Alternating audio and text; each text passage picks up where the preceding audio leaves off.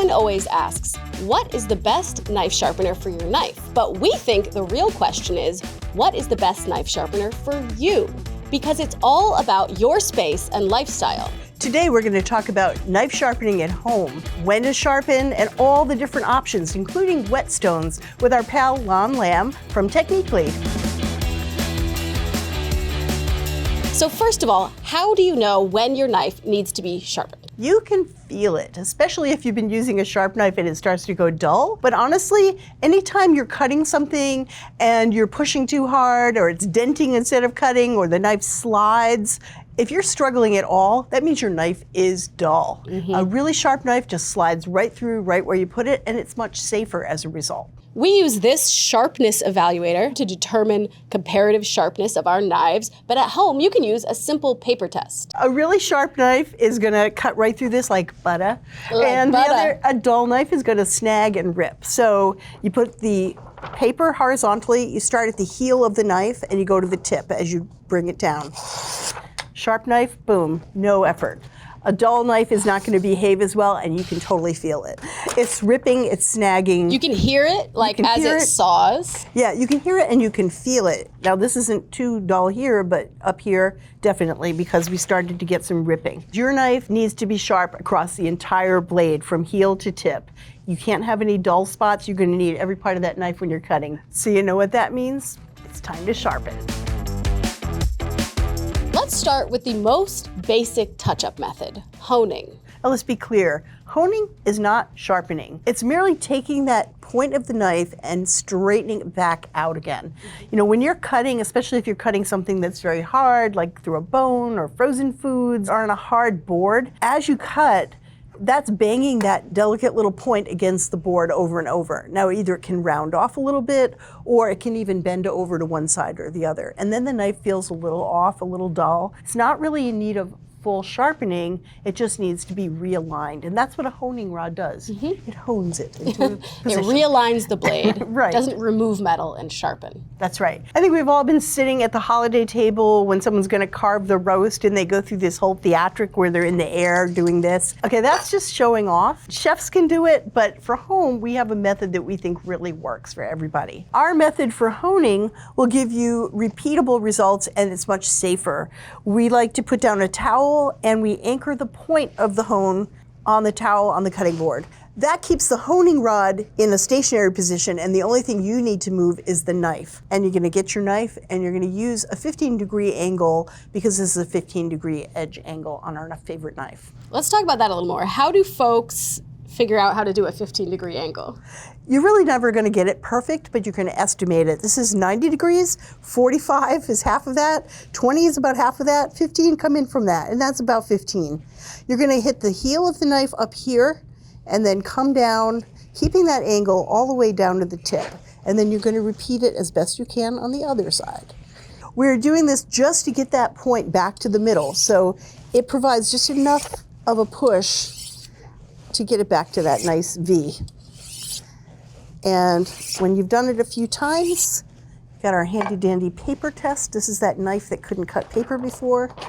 Let's see how we're doing. Wow, much, much better. You saw that took about, 10 seconds.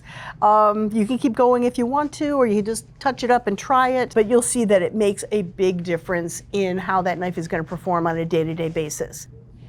Wow, look at that. Just from honing. So our favorite honing rod is this one. It's the Kramer by Zwilling. It's stainless steel, and it's a wonderful tool to have in your kitchen. Our best buy is this one. It's a ceramic rod by Idaho. It's a little bit less effective than the Kramer because the Kramer has two different textures. This is a single texture throughout. But it's still really great and at a much lower price. Yes. In our testing, we found that some that had a really rough diamond coating and they were billed as sharpening steels, all they did was chew up our knife. It was not good.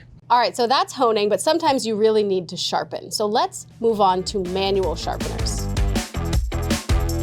Manual knife sharpeners are the non-motorized option to sharpen your knife. We have tested a ton of these over the years, all different styles and prices, and we have our 2 winners right here. That's right. This is our favorite manual sharpener, and this is our best buy.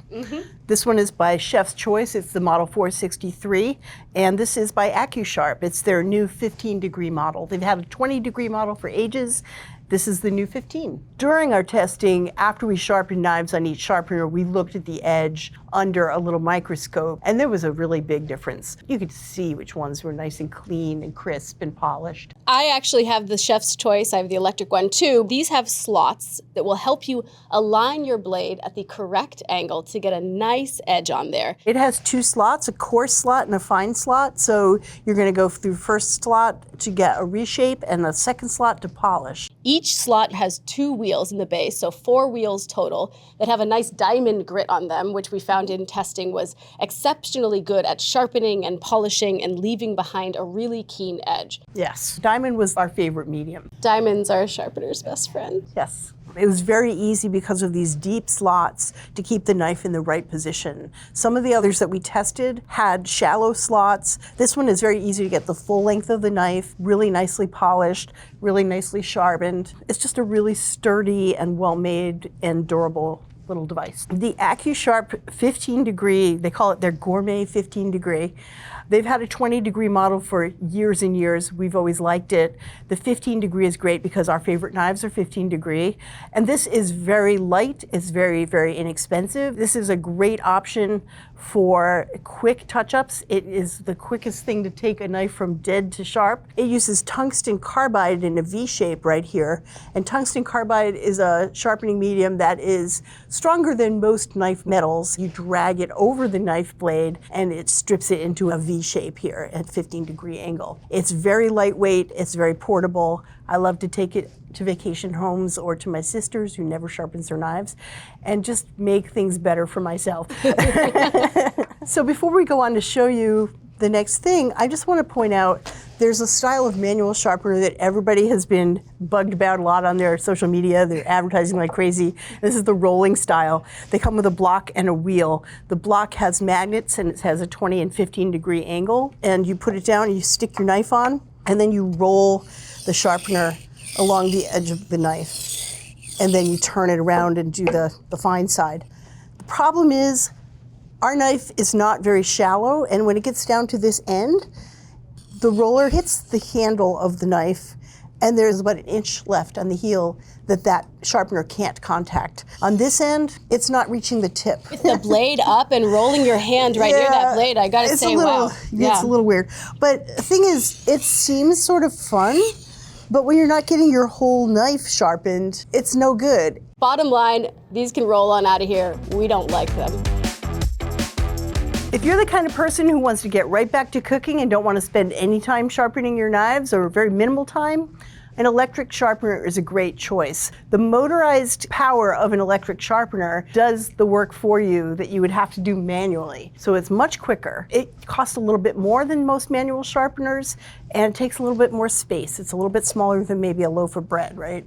But it's about a guinea pig size, I would say. Yeah. So if you have room to store a guinea pig somewhere handy, then it's a really good choice, and it can really do an amazing job. We have tested a lot of electric knife sharpeners over the years.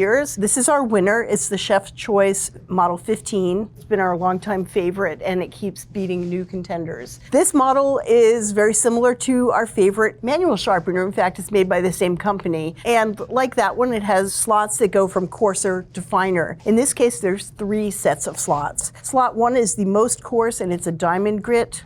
Slot 2 is also a diamond grit, but it's more fine. And slot 3 is what's called a stropping or polishing disc. It polishes and it works as a hone. I was gonna say, would you just call it a honing slot too? Yeah, you could call it a honing slot. In fact, if you don't have a hone, but you have this, use that as your first stop. If you damage the knife to the point where there's actually a little nick in the edge of the knife, you can actually regrind the edge past that nick. It can be completely gone in a pretty reasonable amount of time. Normally you'd have to send that knife out to a professional and they would have to do it. You can do it at home with this machine. Yeah, and professional sharpeners are great. If you have a good local one, that's great. But if you're sending your knives away, there's downtime, and that's definitely not for everyone, which is why today we're focusing on sharpening at home. There's a lot of talk about how electric sharpeners are too rough on your knives and that you shouldn't use electric knife sharpeners. But if you use this one correctly, it does not take off any more metal than any other method, and it is very effective. The key is to read the manual because there are some weight, some timing concerns, the process through which you accelerate through the slots,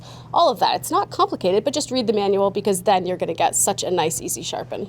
I've had this for a while and I get the manual out every time. I keep it right by my sharpener. Here it is. If you just put a knife through this, it doesn't necessarily work. If you follow the process, it works beautifully. We sharpened some really dull knives on this, and most people couldn't tell the difference, and some people picked the ones that had been sharpened on this machine over the factory new edge. It goes to show you this can get you back to perfect. So if you have the room in your kitchen to store a guinea pig-sized device, and you want something that works very effectively and fairly quickly, and have a little more money to spend, this might be the best choice for you.